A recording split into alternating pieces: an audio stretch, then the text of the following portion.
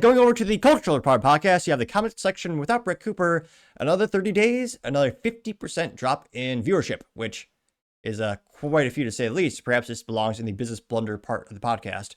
But in all seriousness, it's not looking good. And I mean, by now they have to be losing money. I mean, a fair amount. I believe Ben Shapiro did admit about 30% of the company's revenue comes from YouTube ads. Now, granted, the company's known for building their own infrastructure and having Daily Wire Plus, where you pay, a subscription for that. You get some, behind the scenes cool widgets and stuff like that. But a fair amount of the revenue comes from the YouTube, and they have a handful of creators, but it's still like 4 to 5. They don't have it's not high volume of creators, so you need to make everyone, count. And it's not looking great since they swapped out Brett Cooper for what we, pejoratively, comically call Timu Brett Cooper, or 3 people do call her Reagan. Now, going to one of my favorite websites for statistical analysis around the YouTube is socialblade.com. And here you can see, the views are down yet again. So in the past 30 days, the views have dropped 53.6% to 4.541 million views, which as an individual creator, that would be life-changing to have that many views in 30 days. I mean, I'm not saying I would buy a Porsche, but at least I get a nice Porsche poster board, or what would I get? I might get some upgrades to my Honda Civic Si, maybe an extra set of rims, but in all seriousness, as an individual, that is huge. As a business, though, that's rough. Subscribers are still being bled on her channel. She's down to 3.9 million. Subscriber count is down 60K in the past 30 days. Now, that's getting somewhat better. When the first controversy broke out, they're losing 10,000 to 20,000 subscribers per day. Now the average is around 2,000 drops per day in terms of subscriber count. And here you can see going down to the daily average, down 2,000, weekly average, losing 14,000 subscribers. Past 30 days, she lost 60,000. So that rate is decreasing. If you extrapolate that data out, she'll eventually start to gain subscribers. It's also kind of suspicious. Daily Wire really doesn't seem to be spending any marketing dollars behind her promoting the channel. And I don't see them actually paying anything at all in terms of promoting her. I mean, I talk about that show probably once per week, just based on, the voice, when your phone listens to you speaking, when you're, searching stuff on the Google for statistics on the show, you usually see banner ads, you see, roller ads at the YouTube for it when you're looking at other videos. I haven't seen any advertisement for the comment section since Brett left.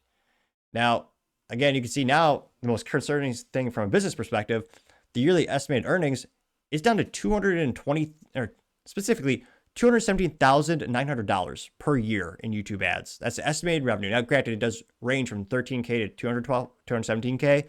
That's what they're giving us as the yearly estimate earnings. Now, again, as an individual, $217,000, that's a lot, even if the government does steal a lot of it.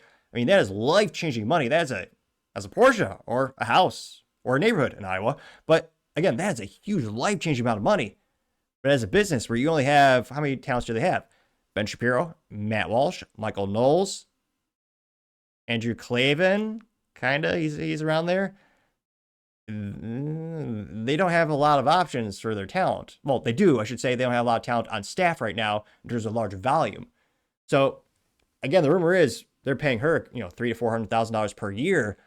On the YouTube alone, they're losing money. Now, again, the YouTube still acts as a sales funnel to their Daily Wire Plus website, their membership. But, I mean, this isn't even enough to cover her salary. Whereas, again, you look at, Ben Shapiro, Matt Walsh, they're making a lot more money, which, again, not only are they probably getting paid more, but their channels are, positive in that regard. And she just keeps losing the views. I mean, again, down 53.6%. And let's just go to her latest video here. If you pull it up on the YouTube these days. Oh, let's see here. Oh yeah, I got to scroll to the side. Go to her YouTube channel here. Hey guys, thanks for joining me for another episode of Yeah. I mean, her videos are now averaging 18 to 25,000 views per episode or per video. Which, again, as an individual, that would be awesome. That'd be a personal record for me. But as someone who has a business behind her, which, again, Daily Wire has about 250 plus employees, I mean, that's terrible. They have to be losing money at this point. Now, maybe I'm too harsh in my assessment. Maybe they're finally letting Reagan be Reagan and being her own personality, not copying Brett Cooper's mannerisms, voice, and hand gestures. But let's check out the latest video. We're talking about Meghan Markle's show. Meghan Markle out, if that is even really her last name, which we will get into. But the reviews are in, and they are What we all expected. 2.4 out of 10. You know you have a lot of budget if you have this many camera cuts. Jeez Louise, how many is that? According to IMDb. This is the worst.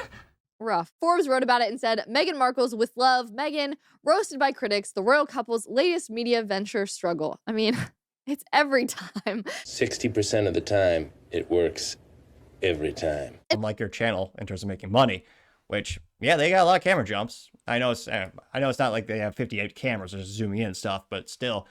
And again, it's got a couple hundred likes. I mean, the comments, some of them are actually constructive in terms of being positive about her. A couple fake comments here, of course, and then a couple roasting her. But yeah, it's getting slightly better. I mean, one of the first comments simply says, "Are you still here?" I mean, she is for now. A lot of people, was this Kyle Murren says, bring Brett back. You're not even a host, getting 7 likes, which, again, prior to controversy, she was the producer for the show. Although another top comment says, more of a disaster than the comment section, getting 9 likes.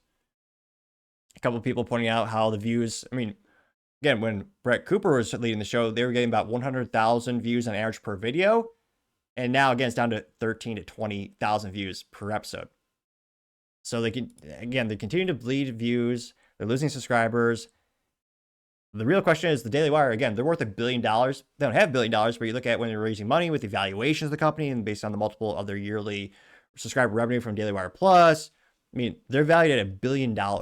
And Ben Shapiro and multiple owners have confirmed that number. And they have, again, venture capital behind them, there's the Wilkes brothers, and they have resource allocation and money where they could, I think, actually make Reagan successful. Again, with enough, they have some exceptional marketing talent at the company. If they want to roll out a marketing campaign or rebranding, I think they could turn this around. Now, the question is, the sunk cost fallacy, they spent millions of dollars on this channel prior. How much money are they willing to pour back into it to make it profitable again? Because again, right now, even if every one of her viewers becomes, they pay like $75 or $250 to be a Daily Wire subscriber, I mean, is it really making money? And again, it's not just her on camera. She has a team of, makeup artists. She's got producers, editors, obviously. I mean, there's a lot of folks working behind the camera to make the show right now. And I'm just suspicious. I really wonder how much longer this can be a thing before, just fiscally speaking, they can't afford to keep bleeding money on this project. I mean, don't get me wrong. Some companies for years famously lose money. Amazon perhaps being one of the most historical reference points of all time. They lost money for years until they finally made a profit. But again, this is a smaller company, 250 employees, a lot of revenue. Don't get me wrong. Estimating like $200 million in revenue from their subscriptions. That's hugely, incredibly successful. A lot of overhead. I just don't see how much longer they can continue to lose just subscribers left and right, and just losing money on the show. So let me know, in the next 30 days, do you think they'll turn this trend around? Do you think she'll actually gain more views in the next 30 days than the previous one she had? And again, averaging still about 2,000 less, or 2,000 people unsubscribing per day. Do you think we'll get to the point where she is actually gaining subscribers in the next 30 days? Not a gambling man, but if I were to place my bets, I'd say the odds are, outlook not good, or maybe that's Magic 8 Ball. But let me know in the comments, because as always, it'd be fascinating to hear what you have to say. Thank you, everyone, for taking the time to tune in today. Again, try to get to 5,000 subscribers by the end of the month, so if you can click that button, I greatly appreciate it. Also, give me a thumbs up, thumbs down, or comment. It's a great way to give me some additional feedback, letting me know how I can make the show better and better. Lastly, don't forget to take time to tell your family, tell your friends, tell your coworkers, heck, tell your enemies, tell anyone and everyone. Just stay safe and fight the good fight.